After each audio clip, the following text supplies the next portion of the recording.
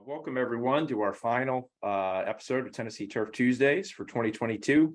I'm one of your hosts, Jim Brosnan with the University of Tennessee, and we've got a special episode here, probably more guests than we've had on any Tennessee Turf Tuesday to date. Before we get into that, just a brief overview. There's always questions about pesticide credits for these sessions and making sure that you get the pesticide credits that you so desire. All of that has been taken care of at registration. So when you registered for today, there were fields that you filled out indicating all of your contact information, what state you would like your pesticide credits in, and your license number.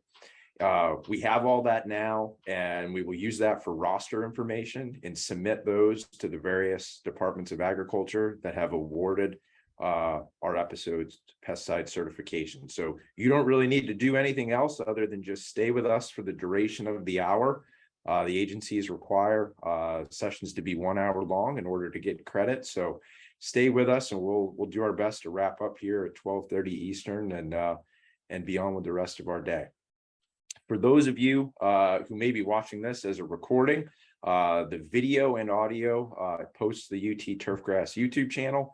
The audio posts to the Tennessee Turf Tuesdays podcast feed on Apple.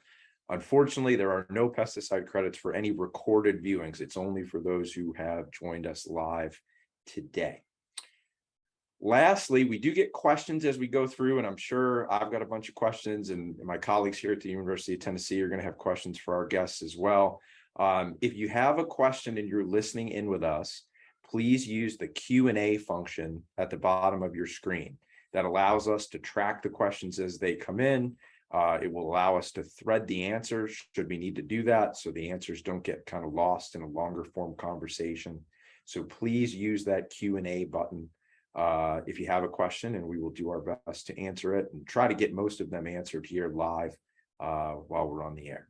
I think that wraps up all the particulars in terms of business. Our guest today, I want to welcome Dr. Dave McCall from Virginia Tech, just kind of north of the border, and Dr. Jordan Booth with the United States Golf Association based in Pinehurst, kind of east of the border. I don't know if we want to call this a border war today, gentlemen, but welcome to Turf Tuesdays. Thanks for having us on. Certainly excited to be here. I think you said you wanted us to give a little bit of an intro. So for the folks that don't know me, I'm the turfgrass pathologist at Virginia Tech. Actually been here for 25 years now in various roles, including back when Dr. Horvath was my boss for several years. Makes me feel old. I know it. I'm feeling old myself. But, do a lot of work up with both warm season and cool season grasses, putting out trials in Blacksburg, Richmond, and basically all around the state. My lab, we do a lot of work with precision turfgrass management as well. So don't know if we want to get into any of that today, but those are some of the things that we do here at Virginia Tech.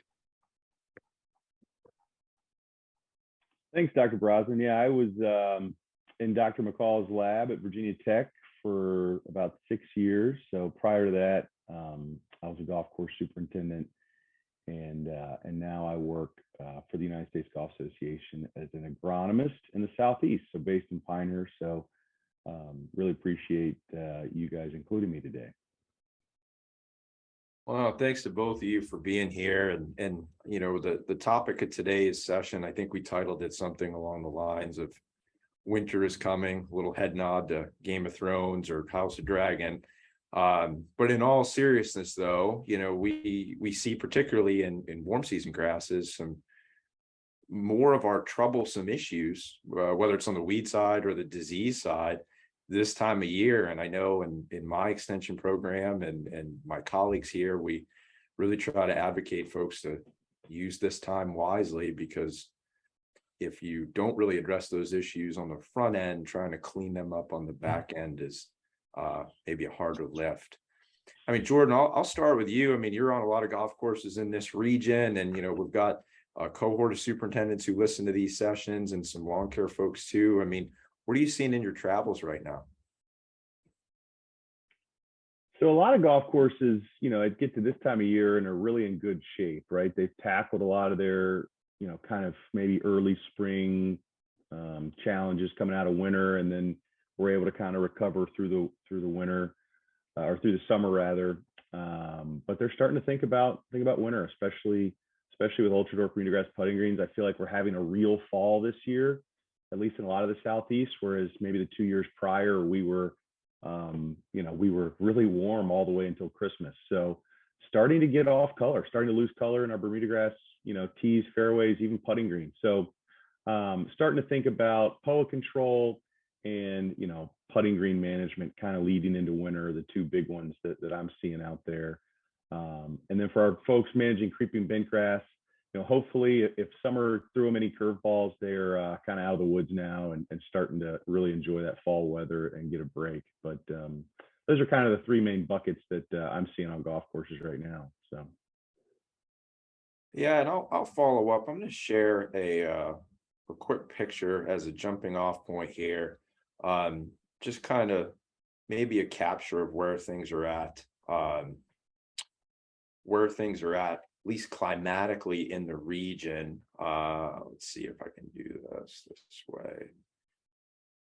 Because you brought up my favorite plant, Jordan. So we got to talk about it. So what I am sharing here, this is some data. Former graduate student Dallas Taylor here at the University of Tennessee did a master's project looking at POA emergence in warm season turfgrass. So look at the emergence of new POA plants from seed, and did a really nice job kind of identifying trigger conditions for when emergence most rapidly changes. And those conditions were a soil temperature cooler than 66 at a 2-inch depth for a 7-day period, with about a half an inch of rainfall within that 7-day period. And if you could check both of those boxes in the 2 years of her work, that's when we saw emergence most rapidly change and the POA flush, if you will, really happen. And this has been pretty helpful in not only on golf courses, but with lawn care and sports fields too, kind of timing your approaches for control. I've advocated that if you're going to use a standalone pre-program, you kind of want to put that out as close to those trigger conditions without going past. So as you get, within your level of comfort to 66, as long as you're on the right side of that, that's will be a well-timed pre. And then it's become pretty in vogue right now to use mixtures of pre and post chemistry, and those need to go out after those conditions are met, because you want to have some emerged plants up to take advantage of the post component of the mixture. What's interesting is we have been at the soil temperature parameters for that for a long time, probably for the past 10 to 14 days, but we are bone dry. We have not had really any measurable rainfall in that window, and we have no measurable rainfall here in Eastern Tennessee forecasted for at least the next 7 days. So it's interesting when you're thinking about that with the dynamics of applications going out. I mean, I'm kind of one who thinks as soon as we get some rain, we're going to see POA really pop. My question for the pathologists on the call is the same moisture effect? I know some of our shoulder season pathogens are temperature triggers. Is there a moisture component to that too? You're saying to the diseases? Certainly, the moisture component, I think, is very important this time of year, right when we do have this key window for the pathogens like the Ophiosphorella that causes spring dead spot and the Rhizoctonia causing large patch. Having that moisture in that thatch, in that upper root zone area, I think is very critical for actually having pathogen development. So I do think, at least for us in Virginia, we're a little bit different than you. We've been fairly wet. We actually had some of Ian's aftermath come through. So for us, we have kind of a double whammy of things going. We had a very sharp drop in temperatures. We were right on par for the 5 and 10 year average. And then about, it looks like about 8 to 10 days ago, we really took a tumble, and Now our soil temperatures for much of the state are in the low 60s already. So for POA, this would be that key time for emergence. For spring dead spot, I think that pathogen is very active right now. And having that, for us, having the moisture in the soil, I think is going to make that environment that much more conducive. And Brandon, you do a lot of large patch, right? Is it the same true for large patch? Yeah, for sure. And then the other piece of that puzzle too is to also recognize that, like, while we haven't had a lot of rainfall, anywhere that you're irrigating you're going to have soil moisture there, right? So, in green surrounds and things like that, that's one of the things that I think gets missed sometimes is folks think, oh, it's not raining, so it's dry. It's like, well, in your green surrounds, you're irrigating in those areas. If you don't have ins and outs where you can hold off irrigation on the outside on the collars, then you need to treat that as if you've had rainfall during this period of time, and you're probably getting some emergence, and you need to be thinking about those pre-posts in those areas. And then certainly with large patch, that's the case. I mean, we've already started to see large patch start to go at our research farm. We don't see that at, we have an offsite location that we do some of our trial work at, and it's actually usually the opposite. It tends to be more severe in the spring. And I think that's largely because it's not a heavily irrigated area. And so it's really subject to that soil moisture that's present in the spring. In the fall, it tends to be a lot less severe there. And I just think that's largely an irrigation effect. Whereas at our research farm, we tend to get it really severely in the fall, but we're irrigating pretty consistently through the fall to make sure that we get disease development. So that's certainly an issue. And then the other one that I'm seeing quite a bit of, and I think it's one of those things that we can see from time to time, and especially in these periods where things get dry and then that Bermuda grass really starts slowing down, is a lot of mini ring, not just on ultra dwarf putting surfaces, but also in walk paths and fairways and things like that, where you have close cut turf that's starting to slow down. If you didn't make a fungicide application, you had a pretty good window there in August and late July where it was wet and it was hot, and that's perfect conditions for Rhizoctonia zea to get going. And then as the grass starts to slow down, you start to see symptoms and kind of wonder what happened. And the time for treatment was back in July and August, right? So those are several issues that, yeah, the soil temperature is going to play a role, but certainly moisture plays a big role too. And would you say, to you and Dave and you too, Jordan, with the uptick in play in golf, that something like mini ring, Brandon, that's going to be in kind of higher traffic walk path areas, is that maybe more of a problem now as we've seen more traffic, particularly golf cart traffic on golf courses?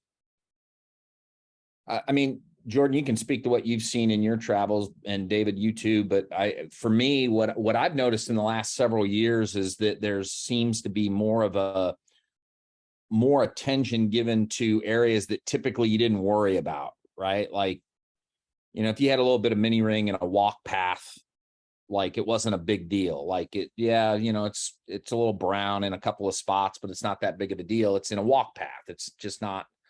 And it seems like with the increase in play, there's also maybe a little bit of an increase in attention to detail and those kinds of things, where there's because budgets are better, right? Like you got higher play. Now you've got a little money that you can, where 4, 5, 6 years ago, you were trying to cut back and just accepting that, well, that's an area that just gets some disease, but it doesn't really affect play, so I'm not going to worry about it. And I'm not sure you have to worry about it, to be honest. I mean, depending on the level of expectation is really, where those, where you're going to draw the line. I mean, certainly in green surrounds, on greens, those are places that you probably want to pay a little closer attention to, but it just seems like in the last handful of years, there seems to be a greater focus on areas that have gotten this, because I've had a couple of superintendents like, oh yeah, I've seen this for years. I just never knew what it was, but I want to get rid of it. And so it's not like it's a new thing that's just occurring. It's just something that I think folks are paying a little closer attention to, because maybe they have, some budget to to spray a fungicide on a fairway or whatever that has it. Jordan, David? Yeah, it's interesting. I think, I've seen symptomology certainly in collars, and I think we're getting a lot more eyes on the golf course, right? To Dr. Horvath's point, we've got a lot more golfers out there, and some people that are maybe around their golf course at times of year where they weren't before, right? So all summer, folks are now maybe at a second home or a second golf course and just seeing things that they didn't see before. So that's been something that's been a different challenge. And so golf course superintendents are getting a lot of feedback, maybe on areas or times of year that they're not used to. And I personally think we're starting to see on golf courses, we're starting to see more of the signs of traffic than, we're kind of paying for those sins of 2020, 2021 of we've had a ton of traffic. We haven't had time to do the work. And it's been a challenge, coupled with, in my opinion, the most challenging year weather-wise we've had since COVID, came in 2020. So I think all these compounding factors have made, for different reasons, this a real challenging year, kind of coming out of the summer and entering into the fall with no real, we're just at a real tipping point with labor issues and weather and, obviously the hurricane. Obviously our thoughts are with folks in Southwest Florida, but it's just been a number of challenges that I think are culminating now. So that's something I think you see a lot of, the post-COVID is you see it on the sports turf side as well as the golf. Everyone's trying to make up for times lost. Well, during COVID and the golf side, golf was up booming in Tennessee. So just that wear and tear. But now that they're having golf outings, because that was just clubs, like let's say a private club, they still had their maintenance Monday during COVID, but they just had way more rounds. Now that COVID is kind of over, they're having double shotguns because they're trying to make as much revenue as they can. And just the abuse and the wear and tear, sports facilities are doing that. Stadiums are adding more concerts, more events, thinking you're making more vulnerable, susceptible host for all of that when you look at that, for diseases occurrence or just other pests, for sure. Yeah, along those lines, John. When you brought up the athletic fields, and something that also I think is kind of unusual that I've seen this year, and I don't know if any of you all have noticed this, but when I think of Kentucky bluegrass, I do not think of Pythian Blight. I just do not see those two things being hand in hand. I have had a couple of situations now where we have confirmed foliar Pythium in Kentucky bluegrass on baseball, on soccer fields, particularly those areas that get the most wear. So has anybody else seen that? Yep.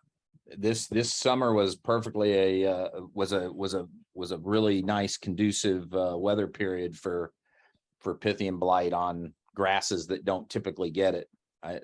I saw brown patch on our Kentucky bluegrass at our research facility, and that's something that we see, what would you say, John, once every 4 or 5 years? Even in hot summers, you don't see it very often, but this year was certainly a year, especially in July for us, we were super wet. And so if you had Kentucky bluegrass in that kind of environment, that was a pressure cooker for all sorts of things. And it wouldn't surprise me, like you said, typically you don't think of Pythian Blight as being an issue on Kentucky bluegrass, but for sure with those kinds of weather conditions. And we saw it pop up on our tall fescue, and we saw it, pop up on bent grass for sure too. Yeah, the tall fescue one, that was a learning experience for me as the weeds guy. I always like to poke a little fun at Dr. Brosnan's pathology skills in these. So. One thing I'll add a little bit here, maybe a little bit of empathy for the turfgrass managers out there. I did an extension visit with Dr. Horvath recently, and kind of had my eyes blown away a little. We give these talks where we work with people about their programs and what they should be spraying and how they should target, whether it's a weed pest or disease pest. And, we talk about diversity of mode of action groups and mode of action rotation. And this is the first time I've ever really sat down and gone through with a golf course superintendent the actual mechanics of ordering. And this was not so simple. I mean, wouldn't you agree, Brandon? I mean, this was more than I think you or I really bargained for. Oh yeah, it's I've had the opportunity to do it a handful of times with superintendents that I've worked with, and it is not as simple as it seems when we stand up in front of them at a conference and say, oh, make sure you rotate your modes of action and you get, I like this product for this, disease, and these 3 products work well on that disease. And then you start trying to figure out how you're going to make this work with your budget. And it's one of the reasons why when I talk about putting together fungicide programs, I talk about kind of mapping out what you want to do first with paying no attention to this piece, because then it allows you to go back using that kind of as a guideline and find the things that you've identified as things that you want to use, and then kind of work your way back into your budget by going, oh, because, Dr. Brosnan, you can speak to this. You're a couple of times you recommended something and then did the math on how expensive, not setting aside the decimal point issue a couple of times, and was like, wow, I have a hard time recommending spending that much money on that particular application. Let's try this. Oh, that's much better, right? Like, so I think the way to build a program is to map out kind of what you'd like to do, then go back and work into the program, what the cost is going to be. And then if there's something that's too expensive, start looking for alternatives that still fit the goal of what it is that you were trying to apply for that particular issue, and find something that fits in the budget. And there are definitely places where, you can find very comparable applications for significantly reduced dollars, or take advantage of, one of the company's, rebate programs or incentive programs where they are looking to move a particular product, and you can take advantage of that to gain a little more bang for your buck. But it is not simple at all. I mean, the other thing that we saw, Jim, was, you've got all of these sheets, and, oh, well, that product is PBI. All right, find the PBI sheet, like, and then, okay, let's find the Bayer sheet. And you have to, you're thumbing through all these different sheets trying to find, a particular product on that list, like you have in this slide. And it's not terribly easy to do. It's definitely a time, it's not hard to understand why, some managers might just talk to their couple of salespeople that they trust and go, hey, look, put something together for me and maximize my savings, go, and turn them loose. And, with salespeople that have experience in the field, they kind of have an understanding of what that person's trying to do if they have a good relationship. And it's not hard to understand why some folks do that, because all of that stuff that you have on the screen there, it's not terribly easy to wade through all of that and understand what it is you're doing. Yeah, I mean, you've got to go through, and you've got to understand rates, right? And what's the target rate you want to use, the container size of the product that you're interested in using, how many acres that container size would treat at a given rate, the total footprint of the golf course or sports field or whatnot, size wise, that you want to treat. Never mind the economics of it, right? That's just deciding how much volume of material you need. Right. Overage. I mean, how much it's going to take to fill the spray lines in your sprayer, how much, you're probably going to have a glug or two that doesn't hit the target as you're filling the tank. I mean, there's all sorts of, places where you have to factor in kind of like what you might have, say 3 acres of greens, but you need to plan for slightly more than 3 acres of greens worth of product to make sure that you can cover those 3 acres of greens. And it is not a simple process, for sure. Yeah, and Dave, you mentioned earlier about you do work with kind of precision turfgrass management. I would imagine if one was to try to take a precision approach to what they were doing, it would make, the mechanics of ordering, it would add another variable, right? Absolutely. It can make things very complicated, but there are tons of opportunities when you start looking at precision applications. Well, and it's not hard to see why folks save a fairly significant amount of money on their product costs, Right. because just those couple of things that we just talked about, like overage and things like that, where if you have a precision sprayer where you can apply directly to that specific area, you're automatically going to save, a decent percentage of product right there. Right. Absolutely. We've been working with a course here in Virginia this year where we are trying to help out with their spring dead spot using the precision guided applications. And, in my opinion, the best product for spring dead spot is Kabuto, among several other things, but it's pretty darn expensive. And certainly a lot of people aren't able to spray, 40 acres or so. Right. And when we went through and mapped actually how much of the area truly needed to be treated with that premium product for spring dead spot, we were at 13%. So we had an 87% savings, and they only needed to target those areas. Now, does that mean everything else doesn't get treated? No, what we're doing is recommending, blanket sprays of tebuconazole, which may work, may not. Sometimes it's effective, but when you're talking, $18-20 an acre, or maybe a little bit more than that, it's Right. quite different than $400 an acre. So our approach, what we're trying to tell more people to do, even if it's not with a GPS sprayer, it's pay close attention to where those troublesome areas are. Maybe you've got a few approaches that get hit particularly bad, or a couple of low-lying areas, or maybe you've got some sand-capped tee boxes that,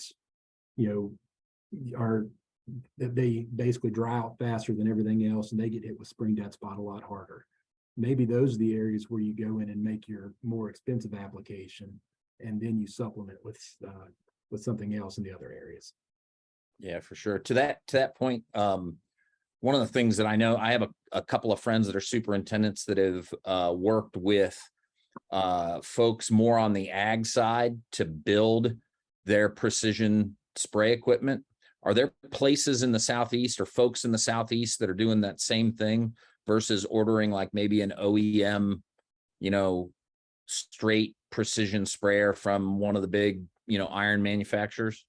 Oh, are you saying people coming in and retrofitting? Yeah, like retrofitting or even if it's a relatively new sprayer, just ordering the regular sprayer and then retrofitting in, a RTK GPS and all the, the nozzle control, auto steer, all those kinds of things that, ultrasonic boom height and things like that can help, improve a precision application. Are there folks in the Southeast that are using the, somebody that's maybe more on the ag side because they adopted this technology a long time before we started adopting technology. I know that there are people out there. I can't remember the specific names right now, but there are several people who are coming in and retrofitting sprayers. I've seen mixed results with that. I've worked with a couple of people who, they didn't pay for that RTK upgrade, which is the real-time kinematic. That's the very precise GPS. And they're like, you know what, 8 to 10 feet is good enough. And then they're wondering why they're spraying their bunkers instead of their greens in some cases. And that's just something you got to be careful with. Yeah, seems like it's good enough, but it's not. Yeah, exactly. And to me, depending on what route you take, that upgrade to go to the RTK, whether it's from the original manufacturer or from, somebody coming in to retrofit, maybe 10 or 12 grand or something like that, you're going to make that up in no time. You're going to make that up in probably a year and a half. And in fact, Jordan, with your master's work, take you way back to when you were doing that. Do you remember any of the metrics of of how much time it takes to make up your money? Not to put you on the spot. Or Yeah, I do remember. I mean, just for spring dead spot, if that's the only thing you used it for, it was a 3-year ROI. So if you were only using, like the example you just gave, Dave, of like a much more effective fungicide for spring dead spot compared to tebuconazole, it was a 3-year return on investment. And we're seeing more and more adoption of these technologies throughout the Southeast. You know, if you were to get a precision guided sprayer without RTK, you know, it'd be like buying a Ferrari with a 4-cylinder engine. It just, you know, wouldn't make a lot of sense. But, you know, I think if we're, you know, and I've seen it both ways to answer your question, Dr. Horvath. I've seen more and more recently buying straight from Toro or John Deere if they can get that equipment. Whereas I think the early adopters, right, in our industry were more retrofitting spray equipment because it just, you know, the stuff from the bigger manufacturers was not as readily available. And folks still go both ways. You know, there's some guys that have found solutions with maybe an ag-based company that's going to save them some money, or they're just more comfortable with that technology. Really just regional. So gotcha. Yeah, it just seems to me like that. that's one of the things that I think we're at somewhat of a tipping point with our technology in terms of our maintenance side of things, is that we've got a labor issue that needs to be addressed, right? So certainly more autonomous or precision type pieces of equipment can be helpful. But then on the flip side of it, you know, there's also I teach this history and impact of turfgrass class where we go through and talk about kind of the historical underpinnings of how we've managed turf. And one of the, you know, there's a couple of, we just got done reading this, 1650s text on how to lay sod. And the only thing that the guy misses is green side up. I mean, it's basically the same method today as it was in 1650.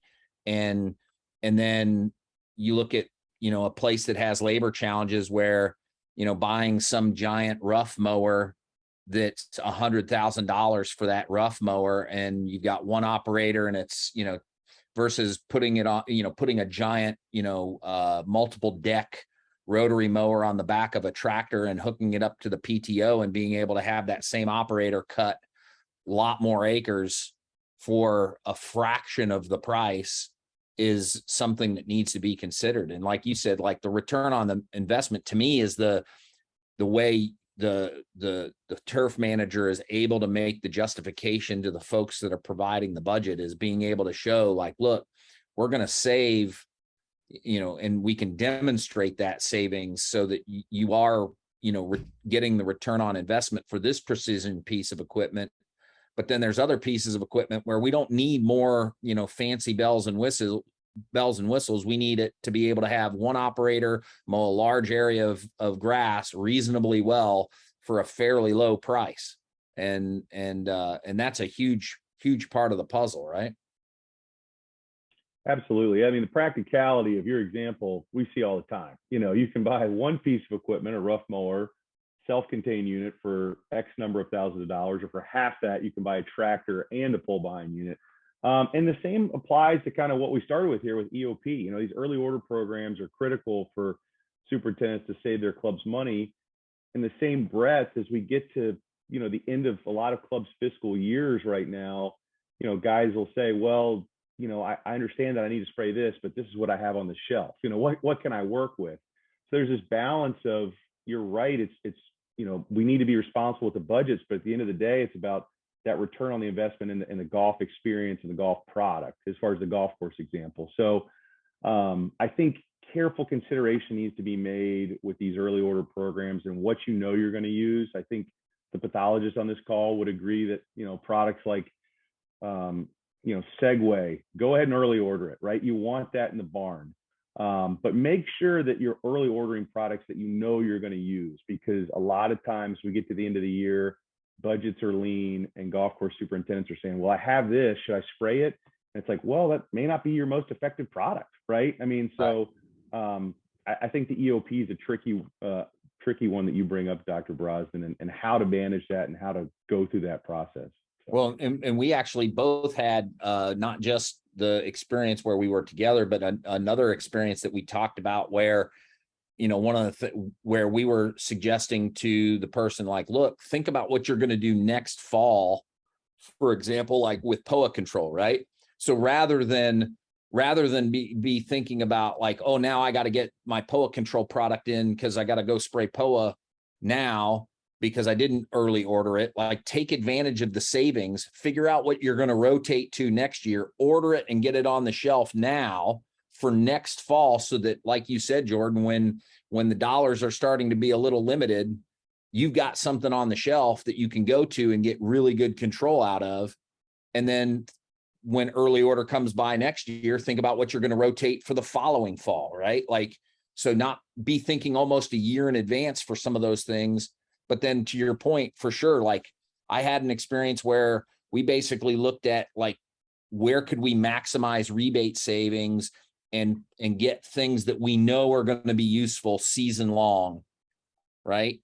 And said, okay, let's just go with that. And we can build what we want to do next year with what we have on the shelf. And there might be one or two things that you need to supplement with, but let's just make sure you've got plenty of chlorothalonil on the shelf. Let's make sure you've got plenty of this SDHI, this QOI, and some Pythian products. And then we'll build the program from what you've got on the shelf as we go through based on the weather, right? Like rather than thinking I've got to have this many of this and this many of that and run into, situations where either you have to go out and buy something at, say, agency price, full freight, or run into a situation where that product isn't the best product for what it is that you want to control, right? And for those, for that approach, and I'm sure you agree with this, Brandon, like to be successful, it requires communication on the superintendent's part to be communicating with the Greens Committee chairman and club leadership about, how they're using those resources and how they're going to steward them in the forthcoming year. And also kind of taking an ownership of the program, right? You mentioned earlier, like leaning on a salesperson to develop a program for you, where that approach might be a little more successful in that it's the superintendent taking ownership of their program and just buying the tools that they want to have to do that, which is really neat. Yeah, absolutely. That's a huge piece of the puzzle. It's and the other thing is, most of those, board members or whatever, they don't know, they don't have an understanding of let's face it, the vast majority of golfers, right, and the vast majority of people that play and recreate on turf have no understanding of the level of science and technical prowess that is required to deliver a high quality, whether it's a golf course or athletic field, or even a park campus, right? Like a parks and rec, set of fields, like to deliver something that is high quality. There's a fairly significant amount of technical prowess and understanding and knowledge required to do that. It's not, oh, well, you just fertilize and mow just like I do my yard. That's not going to get it done. And they just don't know. So then that's where it's really important on that professional, those of you here on this call, to be able to communicate with your board, with your supervisors, with the folks, and talk about things like return on investment. A lot of those folks are in business. They understand return on investment. They understand, we're investing these dollars here to reap the benefits there. They understand those kinds of concepts, but they don't understand the kind of the nitty gritty of the specific, widgets that you're plugging in to meet those needs. And that's where your communication is really important. I think, John, we talk about that in class all the time, right? Like how important communication is. 100%. Well, and in the ROI piece, I think, Jordan, you brought this up, and Dave, you too, from a product savings, right? Like you're going to be using less product. And I think, that's a case, if one wanted to make a case for a GPS sprayer, that's one of the things you could put in the argument, right? Is that I'd be using less chemistry and putting less chemical into the environment. I think another, case to be made for that is the placement of that chemistry, right? It's putting it exactly where you want it to go.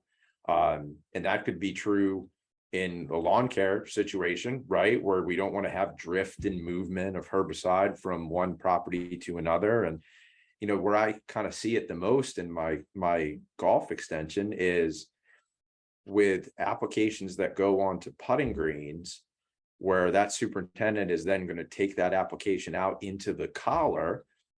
And it's funny how the Venn diagrams of all this stuff overlap, right? You know, if you're using fungicides on a bent grass putting green in the summertime to maximize the quality of that surface, well, they go into the collar, they're going to keep any POA that might be present in that collar there all year long, which is then going to make your control of POA in that space in the fall harder than if there was just new plants germinating from seed. I mean, it's Are really you saying interesting. if you can control diseases on annual bluegrass, it might survive? I believe that's correct. There's actually new research, Dr. Horvath. I believe you've read it. It's shocking. Yeah, no, it's interesting. The case that one could use to invest in that sort of spray. Yeah, Oh, absolutely. I think that's a huge use case, right? Like you can be more precise with your applications, product savings, all of those kinds of pieces. But then you also have in my mind, the potential exists, right? Like a lot of that's dependent on the individual practitioner, but if you can get comfortable with the fact that you've accurately mapped the areas you want sprayed, then you as the professional at the high dollar salary piece don't have to be the person sitting on the sprayer, right? That can now be handed off to someone at a line worker level, because they're not the one operating the sprayer. The map is operating the sprayer and making the decision to turn on, turn off, and doing those kinds of things. And you can be a lot more confident that the application is going to go down accurately without you having to be right there. Now that might take some, trust building of seeing the sprayer work and making sure that it's doing what it's supposed to be doing. But that's another piece of the puzzle, right? Like that you can transfer that application now to someone and that frees you up to do something else that might be more useful to the organization. Are there data out there, gentlemen, on the adoption of GPS sprayers compared to a standard piece? Like, do we have any numbers on what the adoption rate is? We've got some, I would say, pretty preliminary data, some small little nuggets here and there. I don't think I could really apply it to the national scale, but we did one survey with the Department of Ag Econ here at Virginia Tech, where we reached out to turfgrass professionals from all segments of the industry. And to my surprise, we were at about 18% of the respondents saying that they actually had GPS spraying equipment. That was quite a bit higher than what I was expecting. But I do know that more and more people are becoming more comfortable with it. I will say that some of the other data we looked at is, are you worried about missing applications? Are you worried about losing your job if you do this and get something wrong? And I want to say, I don't have the exact numbers in front, but it was like 60 to 65% of the people actually said they are concerned about losing their job if they do not, hit the target with where they need to go with these applications. So until we can get people more confident in what we're doing, it's just not going to take off. So, we're trying to get some of those key players to, people who are willing to take the risk. And even if it's on a smaller scale, okay, maybe you're not spraying all 18 holes, or maybe you're not spraying all of your athletic fields, but you're going to cover these 2 or 3 fields, or these, these 4 holes of your course, just to gain the experience and gain the confidence. I think those are the things that are going to be very important. Yeah, Go ahead, Jordan. Dr. Horvath nailed it as far as, we're such a shortage of skilled labor kind of beneath the leadership group, if that's the superintendent and others. And that's where I've seen them adopted, is just on a need basis, right? It's just a practical solution to a labor issue, because we've had maybe accuracy problems with applications, right? Too much overlap or not the correct application being made. And of course, the superintendent or, grounds director or whoever still is going to have to be involved in the mixing. But as these things continue to get better and more precise, I think we're seeing more and more folks making these applications, right, wrong, or indifferent. But it's helping ensure that accuracy, and that's why I've seen a lot of these things being purchased at golf courses, because they need to ensure that the accuracy is there. So it's gonna, like most things, it's gonna have to be a practical adoption. And then now that the price point of the sprayer without GPS is getting close enough to the sprayer with GPS, it's much easier for clubs to kind of make that jump. So usually, like Dr. Horvath alluded to, it's just a practical thing. It's a need because of the labor challenges. Well, and that just feeds right into the point that I was going to make there, is that, to David's, point, that there aren't very many innovation pieces that I can think of in the world that we mostly operate in where you don't have the opportunity to really witness and dig into what that technology is, how it works, how's it going to be useful to me in my operation, et cetera, before you make that purchasing decision. This is kind of an exception, right? Because there's not that many out there. It's hard to find somebody. I mean, 2 in 10, right? That's your data. So 2 in 10 people have one. And then out of those 2, are they both really open about sharing, what they're doing and how they're doing? Maybe, maybe not. Some of them might be, but that's going to be a smaller subset of that 20%. So you've got a fairly small group of people that are going to be willing to share and expose others to that technology. And it's not the same thing as me or David or Jim coming out to a conference and saying, well, I've been working with this product for 10 years, from development through to market, and this is how it works. This is where it works best. This is how it's going to work for you. This is, where its application is, and then there's a demo program where they get it out into the hands of end users. And then those folks comment and give feedback and talk about how it's useful. And then the product gets launched with all of that in place. Whereas some of this precision stuff has been kind of happening as it gets adopted. We've got, the classic early adopters. I mean, I have a friend of mine that's super into this. He has a couple of fairway units that he's the last thing he's waiting for is an independent suspension. And he can spray cool season fairways in a couple of hours at like 15 miles an hour, like he's, flying a plane, right? And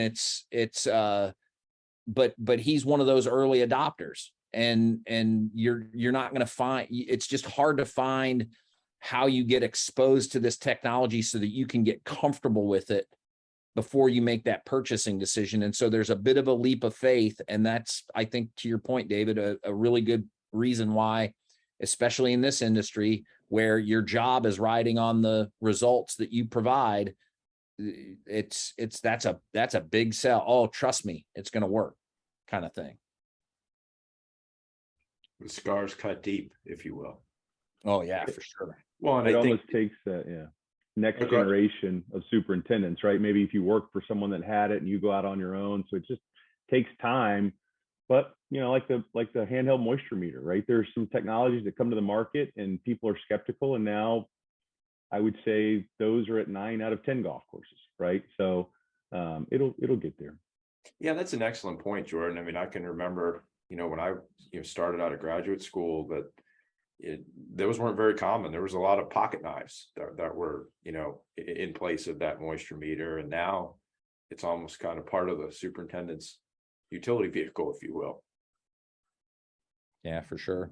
And Jordan, to that point, with the moisture meters, how often in your travels are you finding folks that are using other pieces of, whatever you want to call it, handheld technology to measure, pieces and parts of what we would define as quality playing surfaces? So things like a true firm, or some measure of firmness, some measure of smoothness.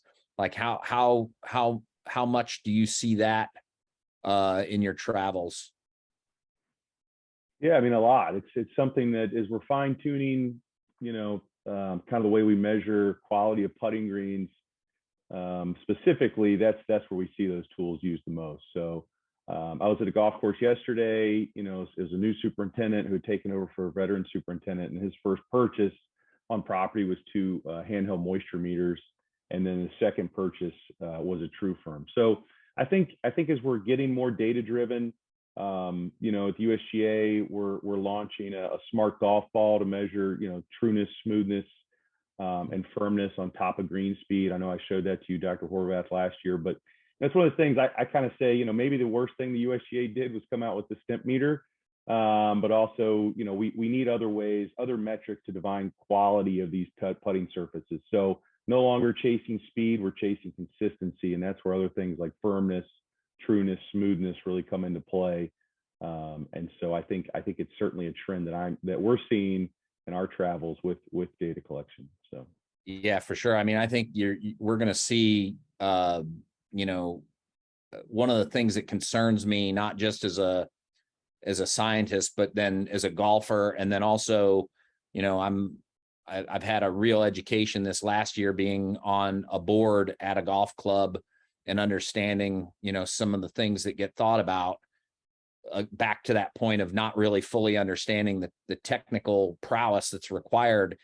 If we get too hung up on speed and everybody gets to the point where they want, tournament level speeds on their surfaces, we're just going to end up with a bunch of flat, boring, saucer shaped greens, because in order to have enough hole locations to move traffic around for daily play, that's really all you can provide. You can't provide any big, interesting contours or things like that when you start getting up in speed. So it's going to be really important for us to have other metrics to define what a quality putting surface is beyond just how fast the ball rolls over a flat level surface, right?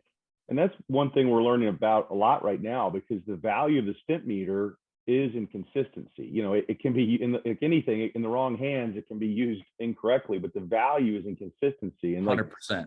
One thing we've learned with Pinehurst Resort here, where I live in Pinehurst, North Carolina, Course 2 famously, has hosted many US Opens and other championships, but they've actually lowered their daily green speed in order to provide a better golf experience and a better pace of play and more interesting hole locations, to your point. So I think as we collect more and more of this data and we have a better understanding of how to use it, we're going to learn things like that. And golfer satisfaction, we found actually be better with a better, improved pace of play and more consistent green speed. So, sometimes I think the most important, important data collection we can use is just a 5-gallon bucket to look at clipping collection, right? Sure. So there's all these things that we can be doing that's just kind of, common sense at times, but using that information, and you nailed it earlier, you talk about, speak the language to your stakeholders, whether it be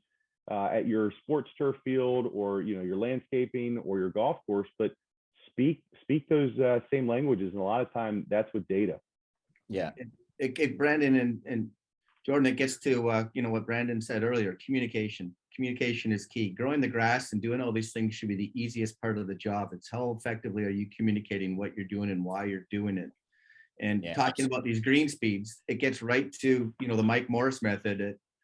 He did 15, 20 years ago at Crystal Downs, an old Alistair McKenzie golf course, where communicating, surveying, engaging your membership, letting them get some ownership of what their greens should be in terms of a consistency, uniformity, not a speed that's too fast, but one that's for the betterment of the game that, 3/4 or 78% of the membership agrees to, because it's going to be a bell curve. It's going to be some that want it too fast, some want it too slow. How do you make the majority of the 78% of your members happy? Yep, absolutely. And I think that I was just going to make the point to Jordan's point about consistency too. The other thing that allows you to do is to look at your complexes independently of each other, right? Like you might have a green on your golf course that is fairly contoured. Maybe that doesn't need to be as fast as one of the flatter surfaces on your golf course. And maybe there's some management practices that you can engage in to provide the appearance of the speed being similar, but it doesn't need to be the exact same speed from one green to the next in those situations, because the contour, the elevation change, the gradient of those slopes is different, right? Like if you have a Heavily very shaded flat greens, green, a good example of that too. I've worked with a golf course that's had heavy shade on one Yeah. green, and simply raising the mowing height on that green has kept that green more consistent with the other greens. So having to dedicate one mower Absolutely. to a green. Well, and I was just going to say, John, I think your communication piece is well taken and goes beyond just green speed, right? I mean, I think we're approaching a place where a lot of clubs are considering some sort of regrassing, whether it's a large scale complete regrassing or just strategic areas of a property. And I think the most successful renovations I have seen have involved planting kind of the candidate grasses on the property, and then engaging the club leadership and the membership and getting feedback on what they think is the right grass for the property, right? So then it becomes a decision that it's the club's decision rather than the superintendent's decision made solely alone in a vacuum. yeah, for sure. I think we're coming in pretty close to 12:30. I've had up on the screen here our GCSAA CEU code. This has nothing to do with pesticide for anybody listening. This is only for our golf course superintendents with us today. Your event approval code is here. And if you are watching this recorded, you want to make sure that when you submit this to GCSAA, you submit the original event date of October 4th. And Jim, we must have done a good job again, because there's no Q&A. So Yeah. Better, everyone's sleeping. It's getting up on lunchtime, I guess. With 2 minutes left, any Tyler's too young to get this reference, but any parting shots for the rest of our guests here?